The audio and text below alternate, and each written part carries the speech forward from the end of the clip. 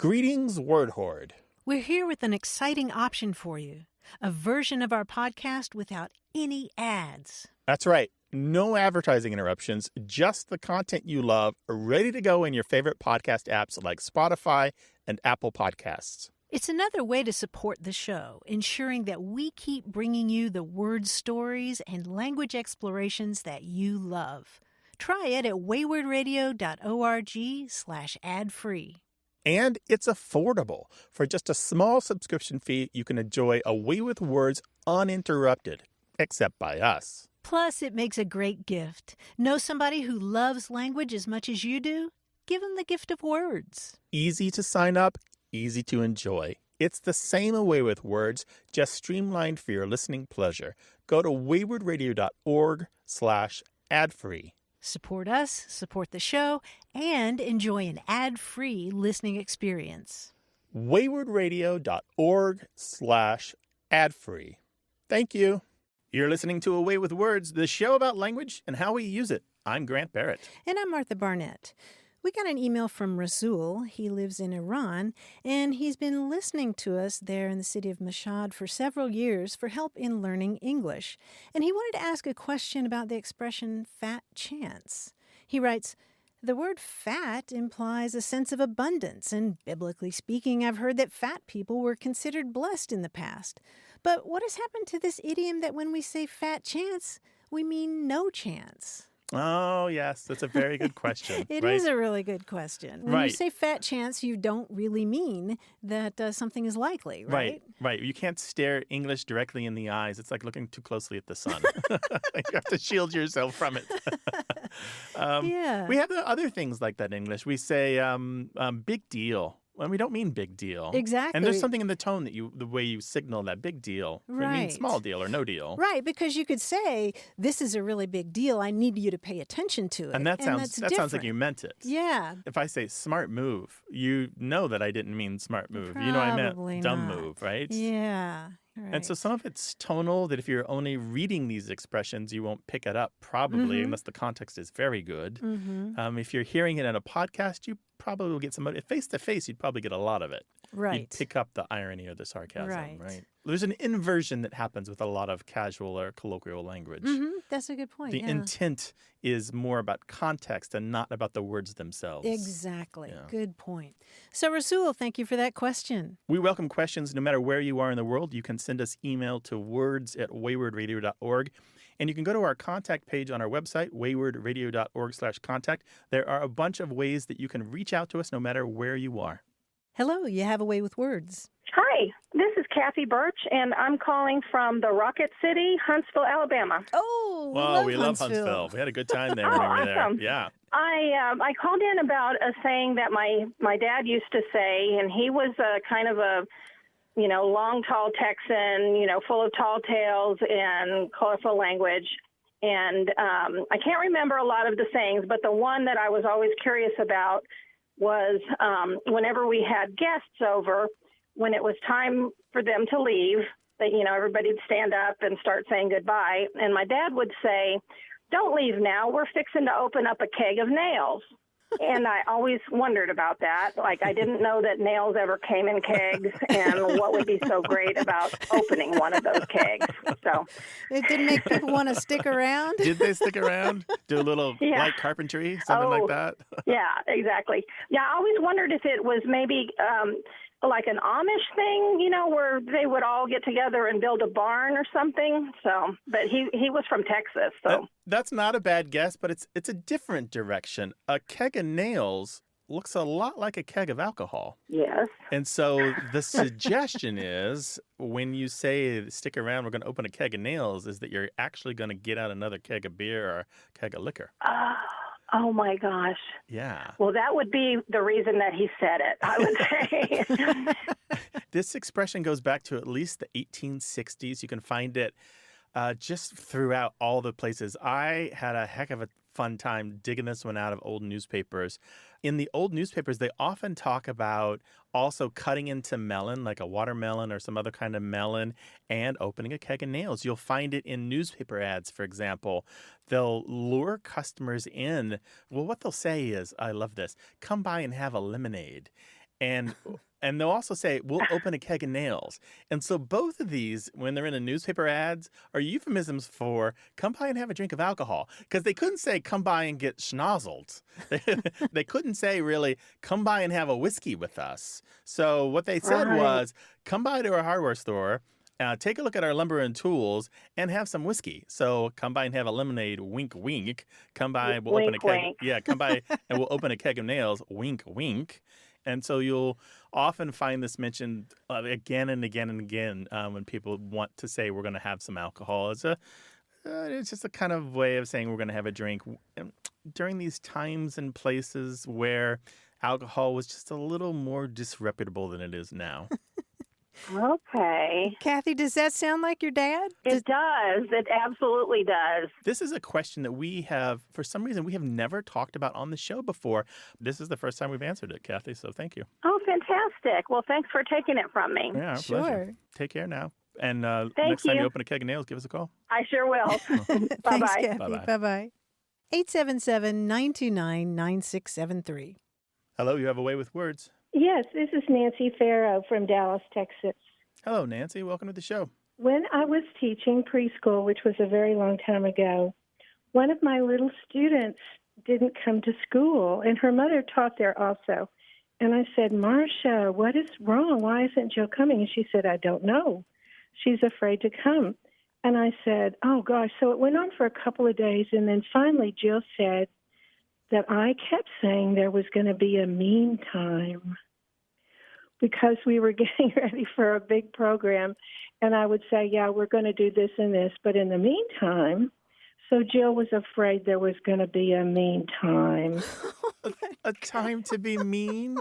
She thought there was a time that everyone was going to be mean. Exactly. To avoid the mean That time. makes perfect sense. It's perfectly logical, right? If Oh you my didn't know gosh. what in the meantime meant, that's a great parsing of that phrase. No. I wonder how she figured it out or who explained it to her.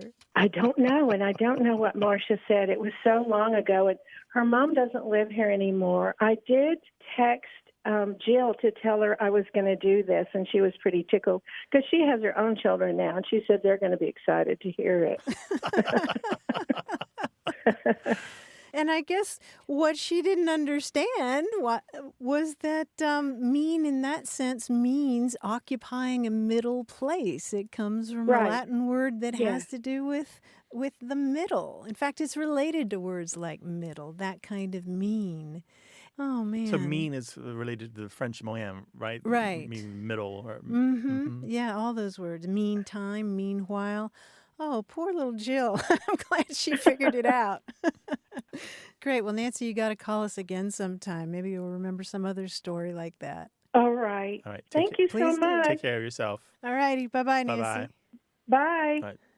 Oh, we love those childhood misunderstandings and those stories from your past about language. Give us a call, 877-929-9673, or send it to us in email, words@waywardradio.org.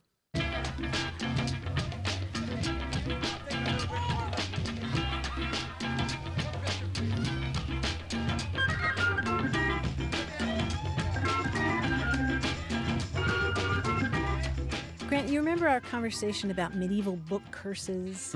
Yeah. When medieval scribes would sometimes actually put curses in the books. To stop written people from curses. stealing the Yeah, books. yeah. Well, that prompted a wonderful email from Justin Furman. He's a professor in the Department of Chemistry at the University of Massachusetts Amherst. He does glass blowing on the side, and he sent a copy of a page from the great glass blowing classic, Beginning Glass Blowing, by Edward Schmidt, which includes a curse, because it was a handwritten book early on. And the curse goes, may all your glass check. That means may all your glass crack.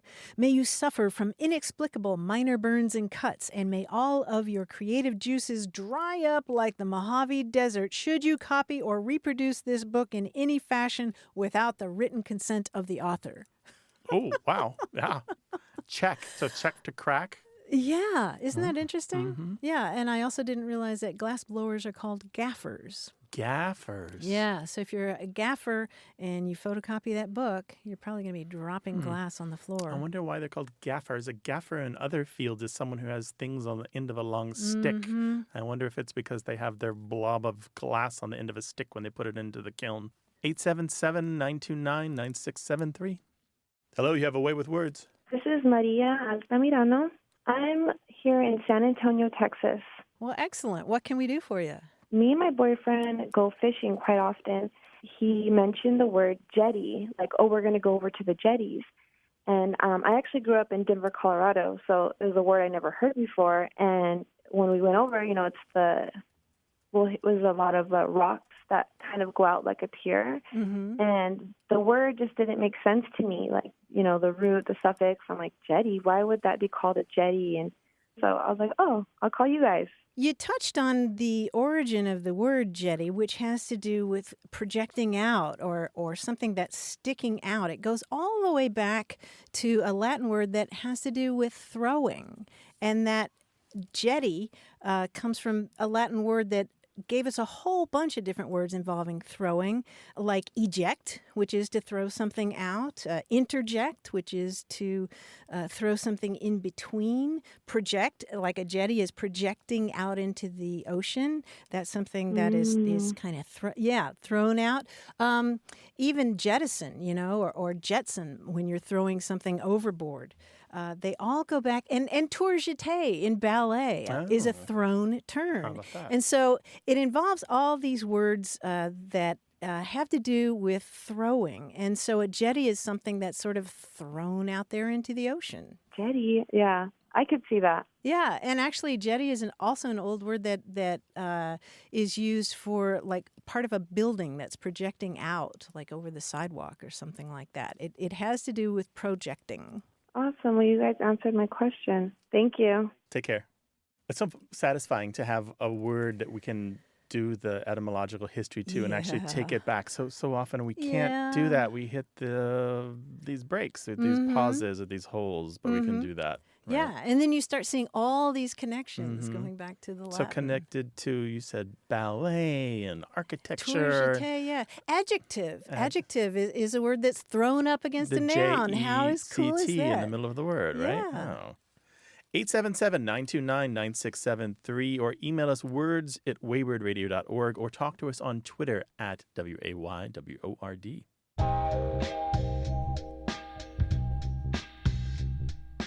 I just learned the word inkle, I-N-K-L-E. It's a kind of strip of colorful linen that's woven on a really, really small, simple loom, and then it's used for trimmings on shirts or dresses, that kind of thing.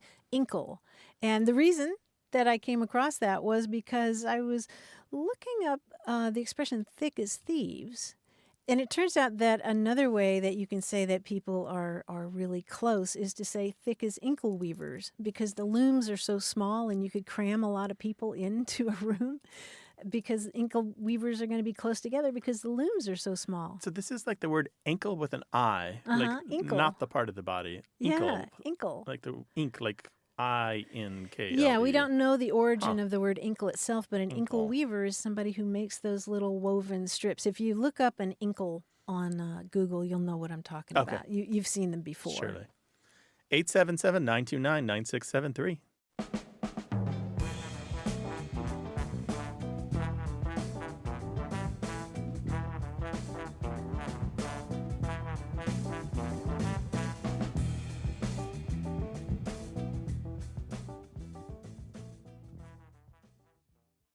Got a minute?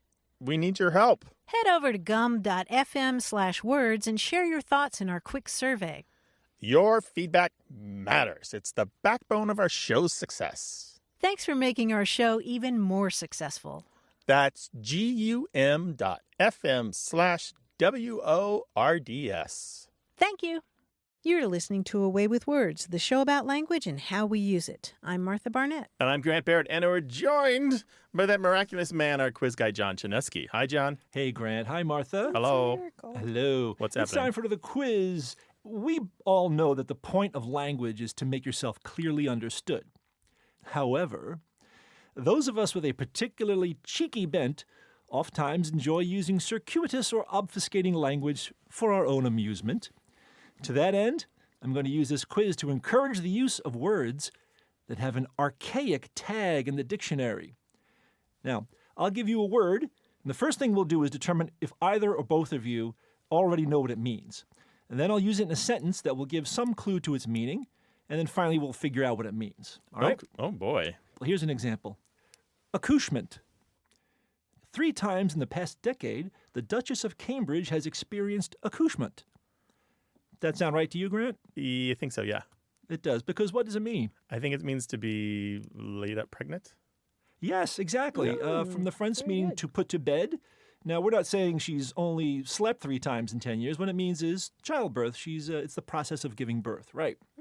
Now, let's try some more. First one is bridewell. Have either of you heard of bridewell? It's vaguely familiar, but I think as a name, not as a not as a word. Okay. Well, here's my sentence. I told my kids if they continued their heinous behavior, I'd send them off to a bridewell. Oh, yeah. Prison or something? Is it a reform Yes. school? A reform school for petty offenders. It's a toponym. Apparently, there was one of these institutions by St. Bride's Well in London. Very good. Right. Darbies. Do either of you know what a derby is? Yes. Sure. Go, both of you. Good. Now, here's my sentence. Before you move the accused to his new cell, you best slap the darbies on him. And what does it mean? Handcuffs. Handcuffs, right. Now, apparently the source of this is Father Darby's Bonds, which is a rigid agreement between a usurer and a client. But, of course, now it's in actual physical handcuffs. But it's never been used in the United States, though. Not in the United States, no. Unless, like I said, unless I get it to catch on, just to make people's lives more interesting. Here's the next one. Glim. Spell it? Glim. Glim. I have a couple ideas just because it tends to be popular with the people who write fantasy fiction. Yes, that sounds like you're on the right track. Here's my sample sentence. Spending the night in an abandoned castle, I'll need a glim or two if I want to read my ghost stories. Like a candle or something? Yes, Martha? A candle or something? A candle, yes, a word for a candle. Now, of course, we know words that have glim in them as glimpse and glimmer, but remember, this is archaic. So candle is now glim. Nice. Finally, sanative. I'm much better now thanks to a sanative week at a resort in the Greek islands. So a curative, a restorative week. Yes, sanative means healthy. Right. And I think this quiz is quite healthy for all of us, quite sanative indeed. I'll talk to you guys next week. Thanks, bud. Thanks. Take care. Well, we talk about all kinds of words on this show, and we'd love to talk with you about the ones you're curious about. So call us, 877-929-9673, or send your questions and stories about language to words@waywardradio.org. Hi there, you have a way with words. Hi, this is David Jambra, Hi, David. calling from Livingston, Montana. Livingston, Montana. Well, welcome to the show, David. How can we help you? I was listening to a radio show a long time back. It was Frank Sinatra, and he was playing a detective. And he said, it was from 1954, and he said the phrase, sweet and groovy, like a 9-cent movie. And I didn't realize that word had been in use in the early 50s. And I was very curious what the earliest usage of the word groovy, what year that was kind of. What kind of context was he saying that in? He played a character that was, kind of a hep cat, And So it was sweet and groovy, like a 9-cent movie. correct. Okay, and it was positive, overall positive. Oh yeah.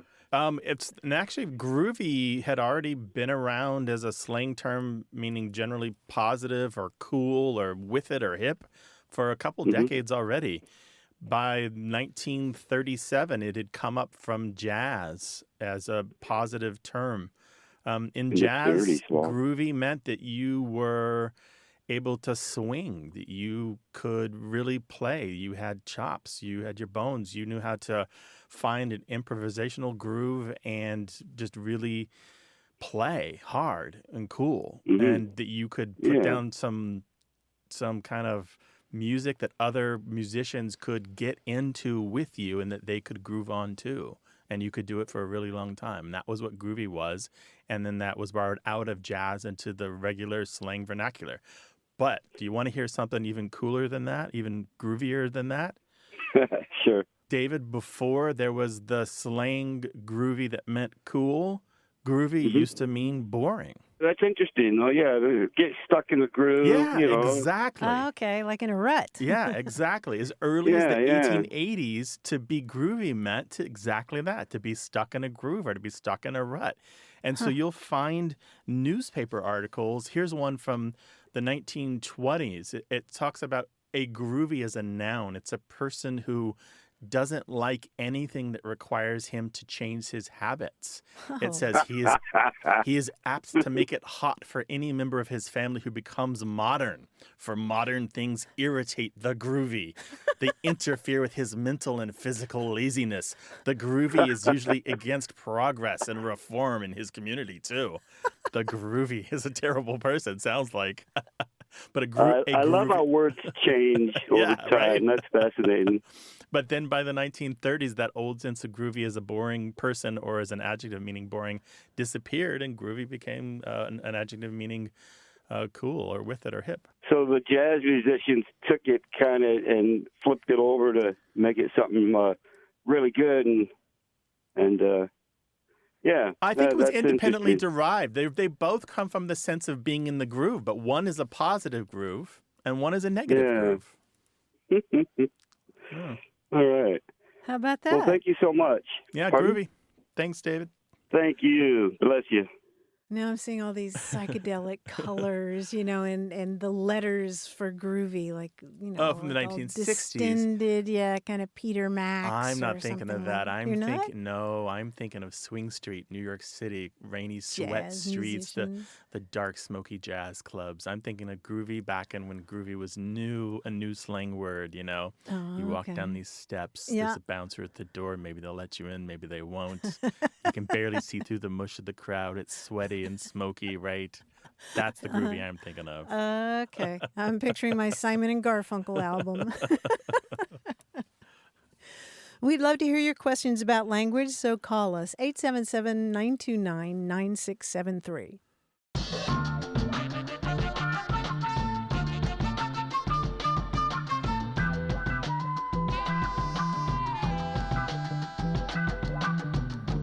Claire Moore in San Antonio, Texas writes, "When I was in second grade in the 80s, we would usually stop in the bookstore after a dinner out. It was a small local place, and we would all wander off to our favorite sections to find something new.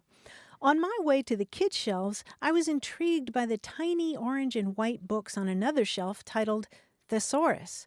I immediately thought, dinosaurs! And cool tiny books, so I went to check them out. My mom found me 20 minutes later sitting on the floor in the reference section and laughing hysterically. She was pretty puzzled when she realized I was reading a thesaurus and that I really wanted to buy it. This is full of words that mean the same thing, and they sound really funny. Listen to this, pulchritudinous. You know what that means? Beautiful." She says, "I still have that pocket thesaurus over 30 years later. It opened a window into the world of language that I happily climbed through and never looked back. I'm a speech therapist now, sharing language with those who struggle with it, and I dabble in learning other languages as well." Aww. She's a fellow nerd. She's one of us. How about that? Claire, and helping I other love people that too. Story. Yeah. I love that a little kid seeing thesaurus and thinking, oh boy, raptors and T-Rex. Marvelous. And Pulchritudinous is one of her first encounters. pulchritudinous dinosaurs. Thank you for that, Claire. Thanks, Claire. And thank you for listening. Give us a call, 877-929-9673. Hello, you have a way with words. Hi, this is STD Noor calling from lovely Madison, Wisconsin. Welcome to the show. How can we help? Thank you. Well, I had a surgery a few weeks ago, and before the surgery, I found myself sitting and thinking about my surgeon and hoping that he is the best and that he would do a great job on me. And then my mind went to the fact that he is a surgeon, And yet he wasn't going to surge me or surge on me. He was going to operate on me. And yet he's not an operator. He is a surgeon. And try as I might, I really couldn't find connection between these two verbs or two words, and makes no sense, really, that a surgeon will be operating. So my mind, of course, went to you guys, and hopefully you can explain it. Well, we'd be glad to try. Surgeon is a really interesting word because it comes to us via French, and it goes all the way back to two Greek words that literally mean just handwork. Mm. Isn't that interesting? It's just simply somebody who does handwork, and it happens to be medical. And the Greek word for hand is hair, which was borrowed into English in an older word for surgeon that you sometimes see in old books. And it's spelled Chiurgeon. Through the influence of French, we ended up with the word as surgeon.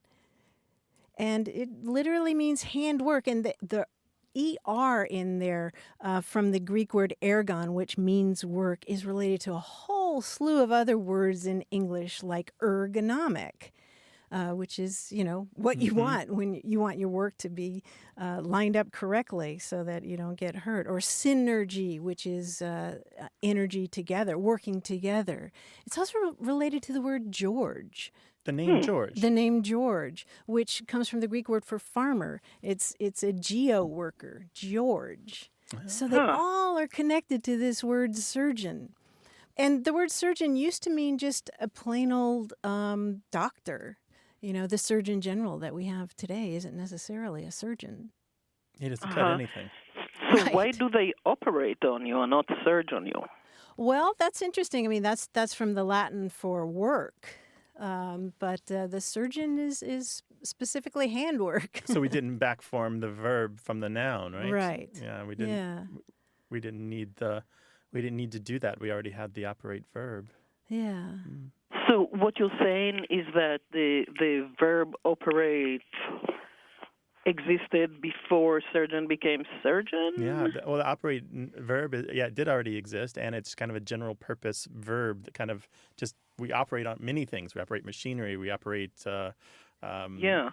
business, we operate, so it's just kind of general purpose verb. Yeah, and they just arose independently of each other. I mean, an opera is a work by a composer, or your modus operandi, your MO is your method of working. So they sort of have the same idea, but they grew up completely independently of each other. Well, okay. Thank you for the explanation to the degree that it explained, actually.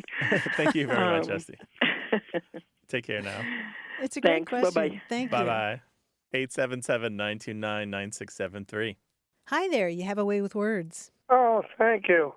My name is Steve Resnick. I live in the town of Sandwich on Cape Cod, Massachusetts. Well, Steve, we're really glad you called. Well, my mom, my Finnish immigrants came to Cape Cod in 1912, and my mom always said the only Finnish word in the English language was sauna, or how the Finns would say it is sauna, like a steam bath. And I was always curious to see if that was the only Finnish word in the English language.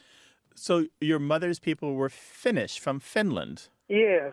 So your question is sauna or sauna the only Finnish word adopted into English? That's correct. All right, so we can kind of puzzle this out by going into the biggest English dictionary, which is the Oxford English Dictionary. It's the most complete so far. It doesn't have every word, but it's got a lot of them.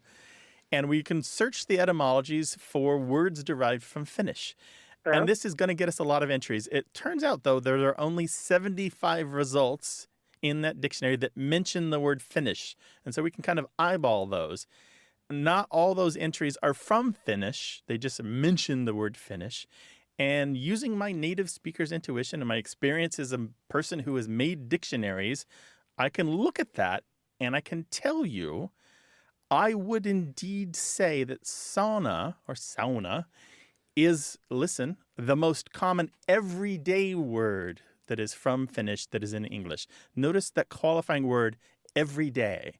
So it's not the only word from Finnish that's in English. It's the most common everyday word that's in English. There are a lot of specific cultural names and other things from Finnish, stuff like a Finnish knife and a sledge and a type of rug and a type of granite and an old unit of currency that are sometimes used in English in specialty texts.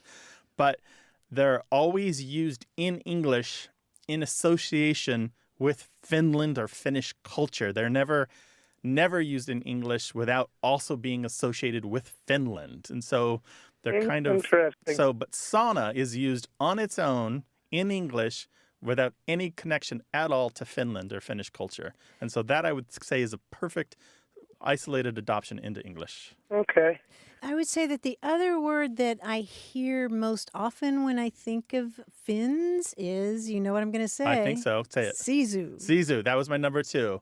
So do you know this word, S-I-S-U, sisu? I do not. Well, that's a kind of bread, right? No. So this was added to the Oxford English Dictionary in 2018, and it was defined by the editors of the OED as strength of will, courage, and resilience in the face of adversity, regarded as qualities and attributes of the Finnish people. But it's a distant second behind sauna. It's like way down in the word list, like way down, like probably not even the top 10,000 words. Well, thank you very much. I do listen to you guys quite a bit, and I do enjoy your show. All right. Thanks, Steve. Take Thanks care of for yourself. calling, And drive Steve. safely out there, all right? Okay. Bye-bye. Bye-bye. I do like that word sisu, S-I-S-U, that has to do with grit and resilience and determination and all those qualities that you would need if you were in one of those Finnish settlements up there in northern Wisconsin. Right. Absolutely. Because you can't do it without a lot of internal strength, right? Sisu. Guts. Yes. Internal There's power. A lot of pride Right. in that word, right? Mm-hmm. Call us with your language question, 877-929-9673.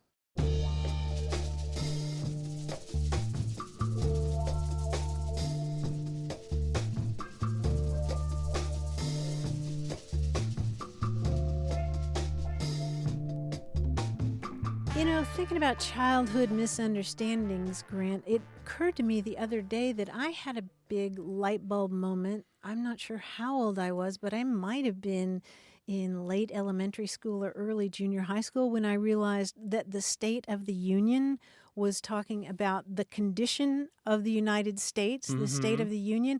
I had thought for the longest time that it was a competition every year. They were going to announce the State of the Union. And every year I was thinking, oh, I hope it's going to be Kentucky. You were very state proud.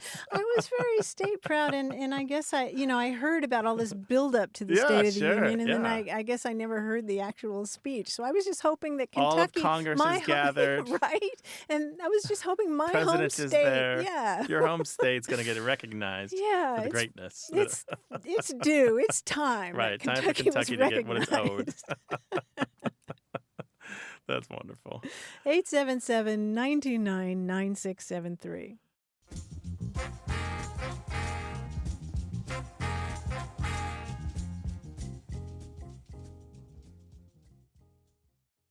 Hey, we've got something special for those of you who love our show but could do without the ads. That's right. Imagine a way with words, the same engaging conversations, the same deep dives into language without advertising interruptions. We're talking about our ad-free podcast feed. It's sleek, clean, and it's just for our supporters. It's at waywardradio.org/ad-free. It's inexpensive, easy to sign up for, and works with all major podcast apps like Apple Podcasts and Spotify. It's an affordable way to support the show and get a seamless listening experience. And if you're feeling generous, why not give a subscription to another Away with Words fan? That's waywardradio.org/ad-free. Sign up today. Your support means the world. waywardradio.org/ad-free. Thank you. You're listening to Away with Words, the show about language and how we use it. I'm Grant Barrett. And I'm Martha Barnett. I've been thinking a lot lately about the advice that I would give to young Martha starting out as a writer. You know, the stuff that I wish that I'd known when I was first learning to try to sell my prose. And the reason I was thinking about this is because there was a wonderful essay in the Writer magazine by Bonnie Hearn Hill. She's a novelist, and she wrote what's basically just a list of all the things that she wished that she had known when she started out. She says, for example, "I'm glad I figured out that there is no secret. Writing is an art and a craft. We're born with a certain amount of one, and we can learn everything we need to know about the other. The best way to learn is on our own work." And the other one I really like is she says, "I wish I'd known that if the story doesn't take off until page 142, you better start it there." Oh, those are both so good. The advice that there is no secret is true for everything, not just writing. Isn't it? Absolutely everything. Just show up. I don't care right? what you're trying to do. There's no secret. And so anytime I see ads or say the secret to blah, blah, blah, I'm like, that ad's junk. That ad's junk. Yep. That ad is junk. Yep. Yeah. Yep. The more I thought about this, the more I thought that a couple of the things that I wish I'd known were about starting and stopping. The starting is that I wish I had taught myself to start much earlier than I think I need to. You mean so earlier in the day or earlier in life? Well, earlier in the process of writing a particular book or paper I or see. article, because you need that time to just put it aside and let it sit, let it cool off. You know, stick it in your drawer So and further come back away the from the next day. deadline. Yeah, and then come back and look at it after it's had a chance to cool, because I guess I became a pretty good editor because I can look at what I wrote yesterday and think, "Oh, that's terrible, that's terrible, that's terrible," and fix it up really nicely. And that's one thing that I agree with in this essay, the idea that you should not be editing while you're writing. That can yes. just be deadly. And the other thing about stopping writing, you know, you get to the point where you're overworking it. And I literally now force myself to, you know, set an alarm and stop. Oh, yeah. Because, Very good. Because you can just get into it too far. And there's a rescue that comes with that alarm going off. The relief of it. No, and you congratulate that alarm. You thank the alarm. But you said something a moment ago, which I don't know if it's on her list, but it would be on my list. The ability to look at your own prose as if it's someone else's. Oh, yeah, that's a good one, right? To not feel too strongly about your own writing and to treat yourself fairly. To be kind of suspicious of your own writing. You're like, what was I thinking is the best sentence that you can say about your own writing. Oh, that's what was I thinking? What was I thinking? And that is a real nice expression of not that that's golden or that's awesome. Those are two terrible things to say about your own writing because you're probably not being fair to yourself. What was I thinking is probably a better thing to say about everything you put down on paper. I guess I start asking myself that question when I read my work aloud. I've talked about that before, but I think there is no substitute for reading your work aloud, and you start tripping over your own words and you think, what was I thinking? And you know, and there is a real linguistic explanation for that is because many, if not all people, subvocalize when they read, which is they actually have tiny micro movements of the voice box in their throat when they read. They actually more or less speak when they read, only they don't make the sounds. Well, if you're into writing and have ambitions of getting published, this is a wonderful, wonderful essay in the current issue of the Writer magazine by Bonnie Hearn Hill. And we want to know your tips. What are the things that keep you going as a writer? Because we know we have a ton of writers out there. What are the things that you would pass on to the new writers? What are the tips that will make them the great novelists of the future? 877-929-9673. Email words@waywardradio.org or tell the world on Twitter and us at WAYWORD. Hello, you have a way with words. Hi, this is Robbie in San Antonio, Texas. Welcome to the show. What can we do for you? I had a question about a saying that my mom used to say to us kids when we were younger. She lived in Germany for a long time, and the saying, I know it's a German saying, but she used to say it in English to us, and it was, "It fell between chairs." And I guess, you know, it kind of means that two people had like an opportunity to do something, but then both of them didn't do it. Anyway, I was wondering, how come there isn't like an American version of that, or if that's just a German-specific saying. Well, there is a very similar expression in English for that. So you're saying the one that she uses, it fell between two chairs. So two people were supposed to do something, but neither one did it, so it didn't get done, right? Yeah, exactly. It's for me and my brother. Okay, for you and your brother, yeah. Like, so somebody was supposed to empty the trash, but nobody emptied the trash, right? Exactly. Okay, we all know that. We've all been there. So in English, we might say that a person sat or fell between two stools, or they sat on two stools rather than on two chairs, although sometimes on two chairs. And it occurs in English as early as the year 1390, if you can believe that. Yeah. And it occurs variations on this, either chairs or stools, or sitting on two chairs, or sitting on two stools, or falling between two chairs, or falling between two stools, occurs throughout European languages and cultures as early as the year 60 BC. It occurs in Latin, in the writings of Seneca. It's crazy, right? That we can track it back that far. And often they also talk about falling on your bum, falling on your butt.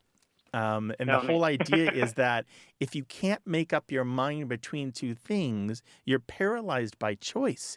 And if you're paralyzed by choice, you're just not going to move forward. And you're just not going to do the thing that you should do. And you're often going to end up in a ruinous situation. Wow, that's really interesting. Yeah. I was curious because I remember being in school when I was a kid, and I would use that saying, and people would be like, "What are you talking about?" And like, it seemed to me that it was a family specific saying, and it wasn't until college that someone heard me say that, and they're like, "That's a German saying," and then nice. Kind of figured it out from there. Huh.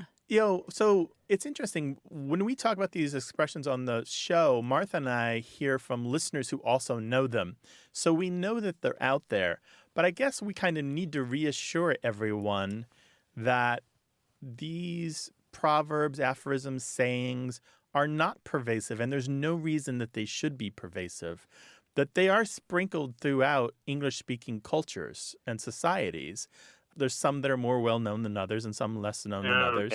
So, but they're out there and that they exist, and there's always going to be some kind of uptake problem, some kind of record scratch moment where you say a thing and other people are like, what? Yeah. Well, I think what people are more used to hearing in this country is it fell between the cracks. Something didn't get done, it fell between the cracks. Yeah, well, that's more what his mother was saying, which is a little different than the two stools problem, right? So falling between because that one's a two-person specific kind of saying there. So falling between the cracks is about a thing not getting done. Right. But falling between two stools is more about a person being indecisive and then not making a decision. Yeah, it reminds me of somebody sending an email to two people thinking that maybe that will better ensure that they get an answer, but then they don't get an answer from either one of them because the other thinks the other is going to do it. Yeah. Oh, well, I really appreciate it. I'll definitely have to share it with her. Well, Robbie, thanks for sharing it with us. Yeah, of course. Right. I love the show. I love listening every weekend. So thanks, Robbie. Sweet. Take care. Take care. All right, you have a good one. All righty. Bye-bye.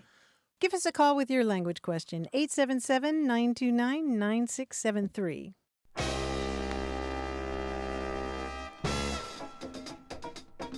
We got an email from Lisa Braun Glazer here in San Diego, and she says, my canasta group is desperate to know if the following is a thing or a fantasy. Is there an expression, breasting your cards, describing what you do when you hold your cards close or when you'd like your opponent to hold theirs up? Breasting your cards? Absolutely. You're holding next to your breast, right? Holding to your chest. Yes, absolutely. It's a thing that you do. And if you look at guides for new card players, they often talk about the kind of willy-nilly way that amateur card players just hold their cards as if anyone can see them. They talk about breasting your cards and holding. Yeah, because new card players really don't have this sense of, here's a word, proprioception. They don't have this real understanding of what their body is doing. Proprioception. Proprioception is kind of this sixth sense of where your limbs are. And so they don't know where their cards are at all times. So they talk about breasting your cards and keeping them literally close to your chest. Or your vest or your breast. Or your breast, so that other people can't see them. So yeah, breasting your cards is a real thing, and that's the term for it. Interesting. Yeah. But the game that you're playing when you're breasting your cards, what does Lisa play here? What is the game that she plays? Well, I say canasta. Do you say canasta? I don't really play it, so I don't know. I don't know either. I just know the etymology. Oh, yeah, because that's the fun part. Yeah, because it comes from a Spanish word that means basket. Right. So thanks for the question, Lisa. Really appreciate it. Well, what's the word that you've been discussing with your friends? Send us an email, words@waywardradio.org. Hello, you have a way with words. Hi, this is Vince from Norristown, Pennsylvania. Welcome to the show, Vince. What can we do for you? Well, I was listening to your show, and I was curious about the word couch versus sofa, whether it was a regional thing or not. I also know my grandmother used the word Davenport. I don't know anybody else who's ever used that word, but so I don't know where that came from. Also, I know that there's couch potato. And I also know that couch is sometimes used as a verb, but I was just curious as to, whether it was a regional thing or, what the origin of those 2 or 3 words are. And you're in Pennsylvania? Yes. And what do you say? I think it's interchangeable. I think generally I would say couch. This is a super complicated question to answer because we have all these different terms and plus a whole bunch more that you haven't mentioned. And it's only an hour-long show, so I'm going to just kind of skim across the top of this. I do want to talk about Davenport for a second. You said it was your grandmother who used Davenport? My grandmother and maybe my great aunts, her sisters, they would refer to it as the Davenport. Yeah, so this is kind of like a couch, basically a couch, although some people do make a distinction. One thing that immediately leaps out is that our British listeners are going, that's a couch, because in the UK, a Davenport could be a writing desk. It's not a couch-like thing at all. Also, there are other kinds of Davenport, such as a divan or divanette or a divino, which was a brand name for a time of a kind of Davenport. So all these different they're just different. The overall message is that couch is winning out throughout North America, Canada, and the United States. Couch is beating up on the rest of these terms. Sofa is a strong second, but it's still second. Couch over the last 3-4 decades has kind of come to the fore. Now, I know you mentioned some other terms. We talk about sofa beds. We don't talk about couch beds. That's true. But in those idiomatic expressions or the compounds, we don't kind of count those. When we're talking about the standalone words, couch is winning. And it doesn't have anything to do with couch potato. That didn't make it win. That's just a coincidence there. So is it a north versus south thing, or is it all across the country? No, the Davenport is the only one of these that really had a hugely regional aspect to it. Davenport was fairly common throughout the United States, although not in the South and not really in the North Atlantic. But pretty much everywhere else, Davenport was used. But it is really fading. There are still people who say Davenport before you get angry and want to send me an email or call angrily on your telephone. The Davenport Society. But I got to tell you, if you say Davenport, Iowa. If you say Davenport for a couch-like piece of furniture, you're probably over 60. Probably, or even older than that. And then in Canada, there was always the term Chesterfield, by the way, which is never all that common in the United States, but that's faded. Maybe people who were born before 1945 still use it, but Chesterfield is almost completely gone now. There is a book I want to recommend to you, and it covers mostly the mid-Atlantic states, but it's fantastic. It's by Alison Burkett. It's called Language and Material Culture. It is about the words we use for the things in our homes, the words for the rooms themselves. We think of ourselves as being in one culture. We are not one culture. We have lots of different words from state to state, region to region, geography to geography. We talk differently, and we describe our homes differently. And what's the name of that book? It's called Language and Material Culture. It's by Alison Burkett, Burkette. Hey, thanks so much for calling. Oh, you're very welcome. Thank you. Take care. All righty. Bye-bye. All right, bye-bye. 877-929-9673. Hello, you have a way with words. Hey, this is Pam Fuller calling from Denton, Texas. Hello, Pam. Welcome to the show. Thanks. I am super excited to talk to you guys. We're excited to talk with you. What do you want to talk about? My mother-in-law is from southern Illinois, Kentucky area, and so she has a long list of these interesting sayings that I have heard for many years. And I'm just curious as to where these sayings have originated. And the one that has always piqued my interest the most is that when my oldest daughter was born, my mother-in-law would always say, "That girl is as independent as a hog on ice." And I've been very curious about what that means and where in the world it came from. Independent as a hog on ice. Yeah, that's been around mostly in this country since the mid-19th century or so. And a lot of times when you see the expression independent as a hog on ice, there's a little bit of implication that they're so independent, so stubborn, that it's kind of to their detriment. Is that the way your mother-in-law used it? Like maybe they're a little too independent for their own good. Maybe so. Maybe so. Could have been, yeah. But yeah, have you ever seen a hog on ice? No, but I'm sure it would be quite a sight. Yeah, it's not a pretty sight because they get stuck out there and they're just sort of spread-eagled or splayed out on the ice and they can't move. It is to their detriment to be that stubborn to go out on the ice. There's a book called Jack Shelby, A Story of the Indiana Backwoods, that has a longer version of this expression, which is as independent as a hog on ice. If he can't stand up, he can lay down. But anyway, this person in the book is describing what a hog on ice looks like. And he says, "A hog on ice is the helplessest thing you ever see in all your born days. He can't walk and he can't stand. His feet ain't made for it. So as soon as he finds he's on ice where he can't walk and can't stand up, why, he just does the other thing. He lays down and there he'll lay till a crack of doom, perfectly happy and contented, like and just as if laying down on ice was the very one thing he was brung up to do." Which sort of... That's hilarious. Yeah, it's great. It goes on to talk about how this happens a lot outside Cincinnati because the river freezes over and they're driving hogs to the distilleries across the river and they make a cinder path and the hogs walk across that, but sometimes they just get stuck. So that suggests that whole idea of maybe they're a little too independent for their own good. So the word independent here isn't really independent. It's independent in quotes, right? Yeah, and kind of inadvertently independent once they get stuck out there. So it's stubbornly independent or like inadvertently independent. Oh, I love that. I appreciate the explanation for sure. This one in particular had always kind of had the family stumped as to where it came from. Well, it's a beauty. And I appreciate you having me on and giving me that explanation. Well, thanks so much, Pam. Take care now. Y'all too. Right. Bye-bye. Bye-bye. Take care. Well, we loved Pam's story of what her mother-in-law said. What did yours say? Call us, 877-929-9673. Thanks to senior producer Stephanie Levine, director Colin Tedeschi, editor Tim Felton, and production assistant Caitlin O'Connell. You can send us a message, subscribe to the podcast, get the newsletter, or catch up on hundreds of past episodes at waywardradio.org. Our toll-free line is always open in the U.S. and Canada, 877-929-9673. Or send us your thoughts to words@waywardradio.org.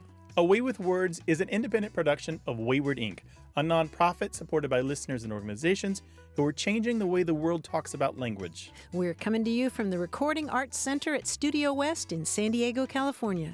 Thanks for listening. I'm Grant Barrett. And I'm Martha Barnett. Until next time, goodbye. Bye.